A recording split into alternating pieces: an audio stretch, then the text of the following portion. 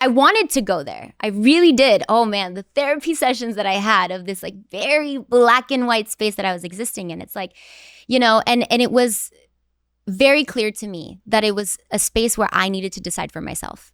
But that's so hard, Becky, because like I think we all know, like there, especially because you were handling it in the public and private, like you just said, there is such a loud narrative, especially for women, of like, if you stay, you don't respect yourself. If you stay, you're weak. And like, what is your take on that assumption? And how did you manage to like block that out and be like, what do I want? It's interesting you say that. There's a quote that Esther Perel, who I know you've even spoken to, who I love. I have the biggest girl crush on her. She's amazing. I remember hearing something along the lines of like, back in the days, women used to be shamed for leaving. It was just a mistake. How could you leave? How could you throw it all away? He can change. And then now it's like the opposite. Now it's like, if you stay, you're a dumb bitch. You're a dumb bitch. You so stupid. I cannot believe her. Oh my God, I could never. And it's like the girls who would say I could never, like I actually love that for you. I love that that's where you started, that was your ground zero. That was not my ground zero. My ground zero was people pleasing, self-sacrificing, doing what other people wanted me to do, forgetting that I mattered in that equation. And this was an opportunity in my life to unlock and go inward and make this about me, which was so uncomfortable. It was really, really uncomfortable to go inward and say, wait, this is about me and what I want.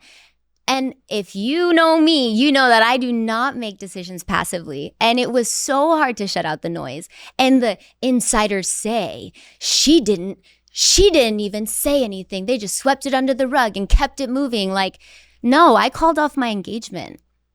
I took off my ring. Like, there are things here that took place behind closed doors privately between me and this person who I love and care for deeply, who I've been betrayed by.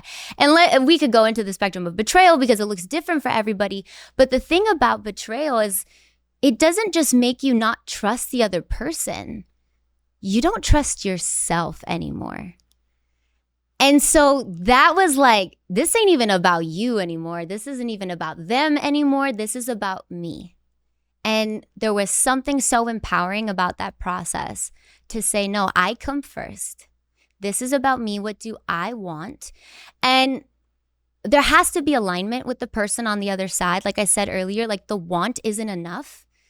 The love isn't enough. Like love it's a beautiful thing to experience for someone. But I mean, considering everything I went through with my family, like I walked away from my dad. Like it wasn't something that I wasn't willing to do. And so I think the misalignment from a public perspective, how it was so, and I'm not really like a controversial person, maybe getting blackout drunk in Disney World is probably the most controversial thing I've done. So It was so unfamiliar for me to kind of like wear this like, I don't know, this thing that was projected onto me that I am like not an empowered woman, that I'm a contradiction about what I sing about. And it's like, no, those feelings are real. What I sing about is real. Like there's so much more nuance to emotions. Like, you're putting me in a box and everything I've ever worked for is now being squeezed into this tiny, like I'm put to be this small all of a sudden.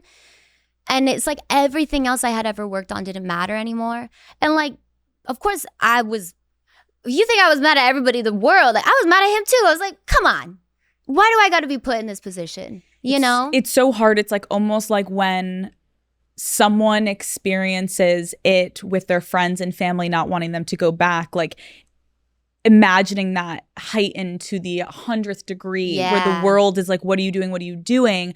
And then putting the world aside for a second, because I think this can be really relatable because, again, I went through it.